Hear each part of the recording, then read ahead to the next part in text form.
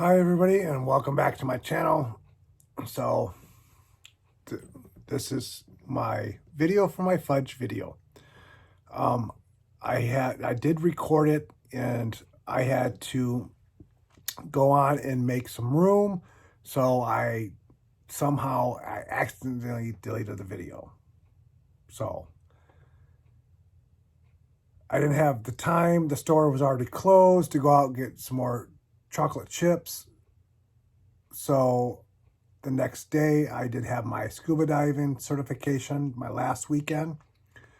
Sunday was my final day. It was an awesome day. I'll tell you all about it in the live tomorrow, which tomorrow is the 27th.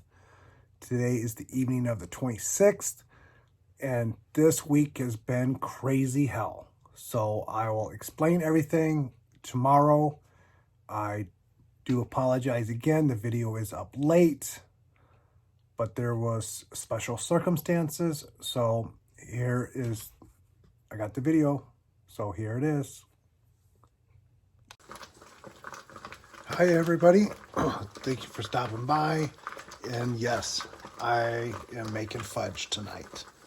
So I just start off with a large pan of water with a smaller pan inside. I brought the water to a boil. I turned it down on medium-low heat, low-medium heat. I don't want direct heat melting the chocolate, because if your oil from the chocolate separates, it's no good. So you want to melt it down slowly. So I'm using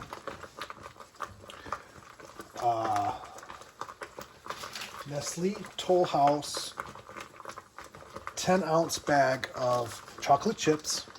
I'm using the dark chocolate, and I'm also using 6 ounces of chocolate bark. You can also use baker's chocolate, but this chocolate bark is very sugary, so I only use 3 bars of that. And I'll let that melt down for a minute or two before I put in the morsels, the chocolate chips, because it does take a few extra minutes for this chocolate to melt. So you want to keep stirring it as much as possible. So now I'll go ahead and add in my chocolate chips.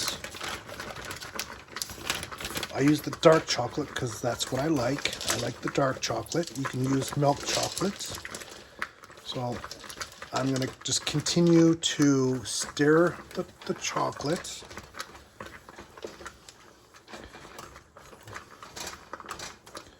Just keep mixing it.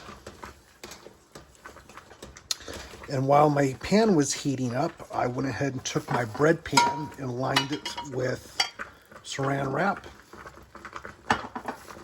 Plastic wrap. It seems to work the best because this is going to have to go in the fridge for about an hour. I've used parchment paper and it just sticks. I used tin foil. It just sticks and you have to sit there and pick it all off the fudge. So saran wrap has been the best so far, because once it's done in the fridge, you just take it out, take the saran wrap off, and done. Chop it up into bite-sized pieces, and it is complete. So now that my chocolate is getting melted, I just want to keep stirring it, because you don't want that oil from the chocolate to separate. So you don't want to get it too hot to burn it either. So I'll just take it out of the water from time to time for a minute or two. Let that melted chocolate melt the blocks of chocolate. You can also take the blocks of chocolate and cut them up too. It works both ways. So we'll just keep mixing. I'm making a rocky road fudge this time. So I have about a cup of chopped nuts. You can use any nuts you want. I have I'm using pecans, and I'm also I'm putting in caramel. So these are the square caramels that you buy in the package. They come wrapped, individually wrapped, and I just cut them in fours. There's about a cup. We'll have 14 ounces of sweetened condensed milk. I'm going to give this another little stir.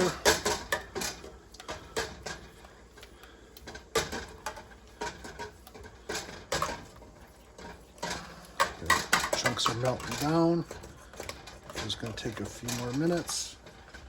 I also have a cup of mini marshmallows.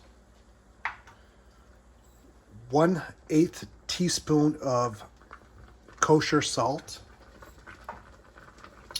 1/8 teaspoon of baking soda, not baking powder, baking soda. So I'm going to just keep mixing. This fudge is very quick. It takes about 15 to 20 minutes.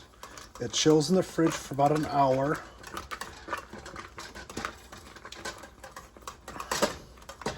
It usually doesn't last in the house for very long. It goes by very quick. So you can add in any ingredients that you like. Okay, so my big chunks are all melted, so I just have nice melted chocolate. So now what I'll do is I'll add in my 1/8 teaspoon of kosher salt, 1/8 teaspoon of baking soda. Get that mixed in.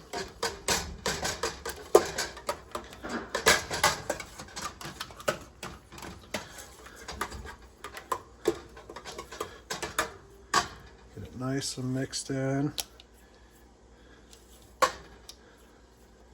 I'm going to take it out of the water so it's not constantly on the heat. We don't want that oil to separate. We're almost done. So now I'm going to take my can of unsweetened condensed milk. I'm going to pour that in.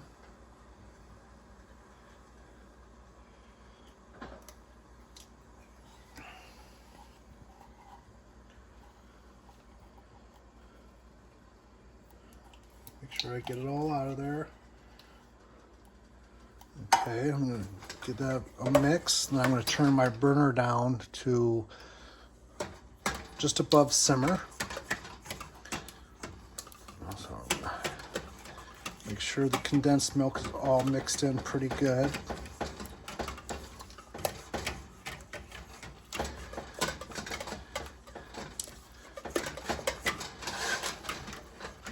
So you can see it's already getting real thick.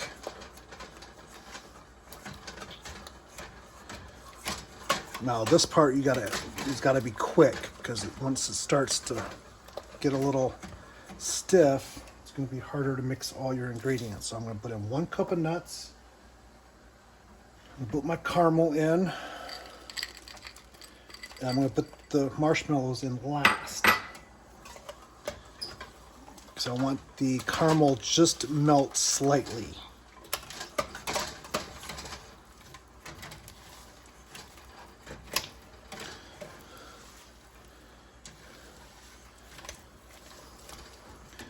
Give it a good mix.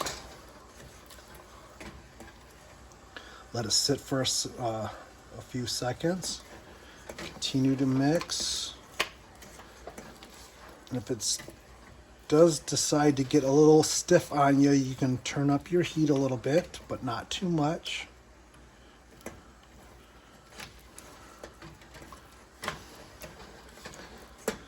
I don't want the caramel to melt all the way, but just a little bit.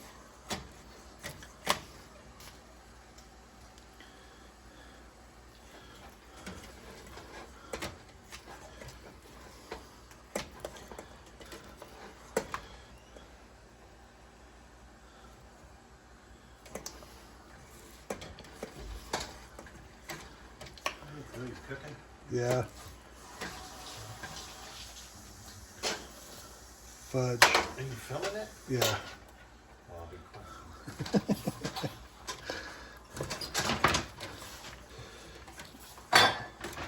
Oh, that was yours? Yeah, good too. Escondido. Brought me some turkey. Made halfway. Ouch.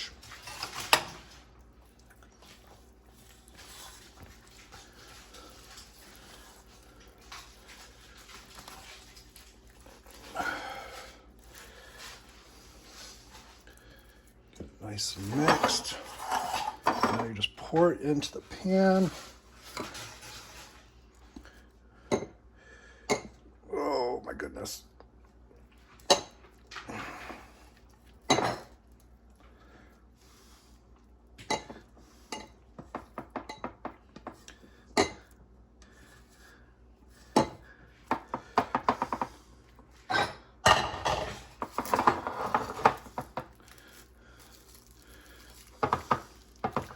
Spread it out nice and evenly.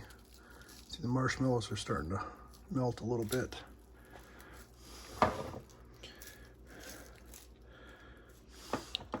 Then it just goes in the fridge for an hour.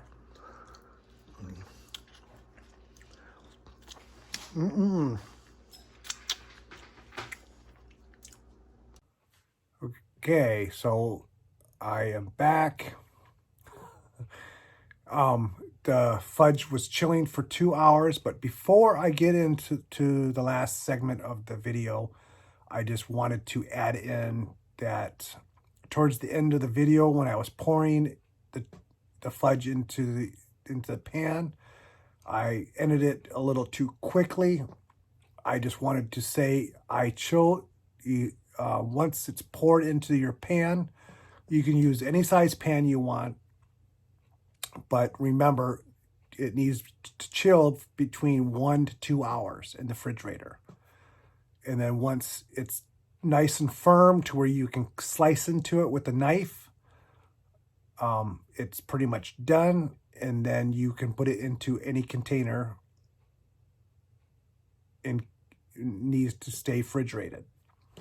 So if you have it out for like a party, that's okay to take it out and get it to room temperature. But for overnight purposes, if you have any leftovers, please do store it in the fridge.